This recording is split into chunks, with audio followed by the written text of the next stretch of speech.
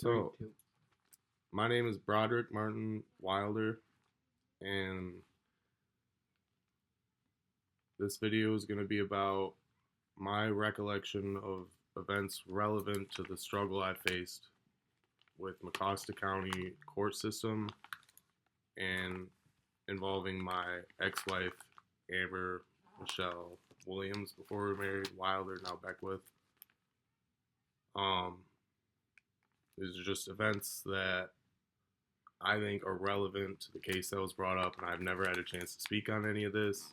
No, no one in the courts has ever heard my side on record about any of these events. I've always been advised to just keep my mouth shut. I get talking about stuff and I say it passionately, and I guess it's not a good idea for me to speak most of the time, so I haven't done it. I'm going to do that right now. The first event that I think is relevant to everything going on would have been around on or around the summer of 2014.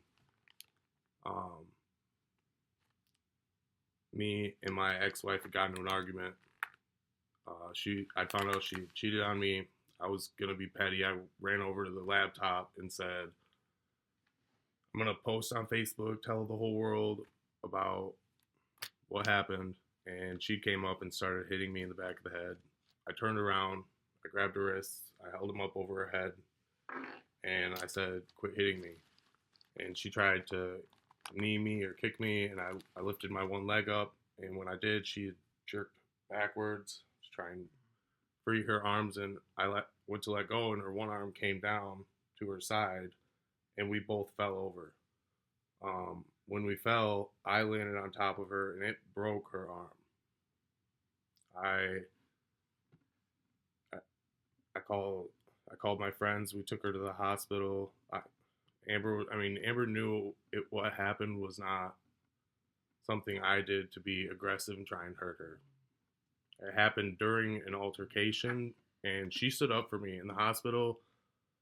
I was immediately pulled out of the room away from her, and they grilled her and questioned her. It was like, did he do this to you? And I understand why they did that. But Amber stood up for me. She was like, no, this was an accident. It looks bad, but it was an accident. And this happened the whole time that day at the hospital. That happened the whole time when we went to Grand Rapids for her surgery. Me, our daughter, her foster parents gave us a ride down there to Grand Rapids for the surgery. I stayed up all night with our daughter screaming because the dog wouldn't quit barking. And the whole during the surgery, it was like that. The doctors kept separating us and asking, and she stood up for me the whole time. Um, the narrative changes later in this story on her end, but that is what happened. Um, the second event I'd like to address, it would have been on or about October 2015.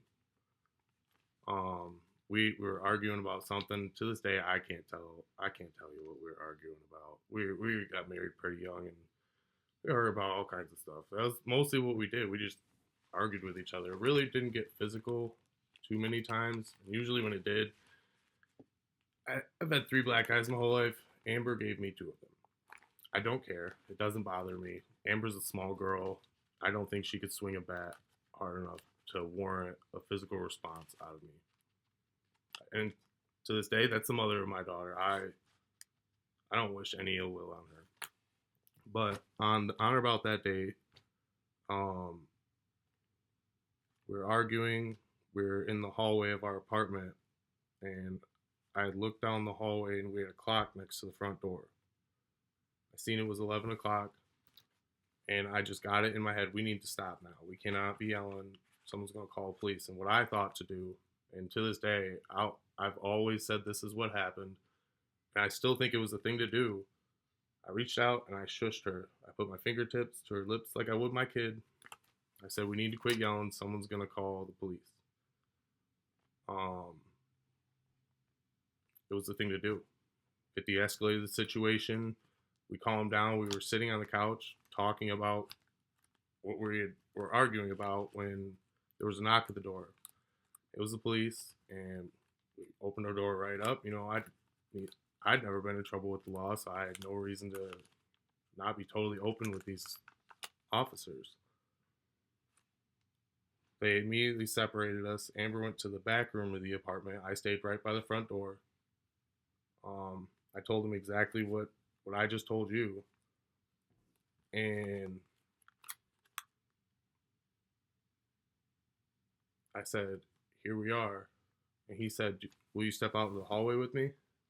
I didn't really understand. I'd never been arrested, never been to jail. I said, "Do you have something out here to show me?" And Amber come running out of the back room screaming, "He didn't do anything. Why are you arresting him? I don't want to press charges." And the cop responded that it didn't matter what she said. The state of Michigan was going to pick this up. I went to jail. I bonded out. They had me on a no contact. I was not allowed to go home to my wife and my daughter. And that remained the case for roughly 6 months. I didn't go home. I didn't get to see my kid. I mean, I was the primary breadwinner. I mean, I still did what I had to do. I paid the bills. I just couldn't stay there. She was making phone calls to the courts, trying to get the no contact dropped. She wrote letters. They wouldn't drop it. I'd never been in trouble with the law. And the prosecutor, Peter Jaklovic, offered me this plea deal. And I told them, I said, "Look, I'll work with you guys. It's like everybody knows that the system's there and they're getting paid. So I said, I'll work with you guys. Just I don't want anything on my record, and I don't want to do any jail time. I didn't do anything. This girl will not. She's what do you? I don't really understand why I'm here today." But they offered me a plea deal. Peter Jaklovic did. Deal was no jail time. It was like some special deal, like a 7411 or something. Deferral is what they call it. And he said, "It's a really sweet deal." And after I accepted, he said, "If I ever see you again for something like this, like I'm not gonna take it easy on you. Like I've been saying it." He said, "I'm sorry, I don't do this, but I have certain notes written down so I can stay on track." So Peter Jaklovic offered me this deal. Deal was no jail time, 1 year probation, 1,000 in fines, and that would be it. As long as I never got another domestic violence charge, which was what they offered for me to plead guilty to in 5 years, I would have never have anything on my record. I completed my probation. I did. They demanded that I took counseling, and I did that. I eventually was allowed to go back home.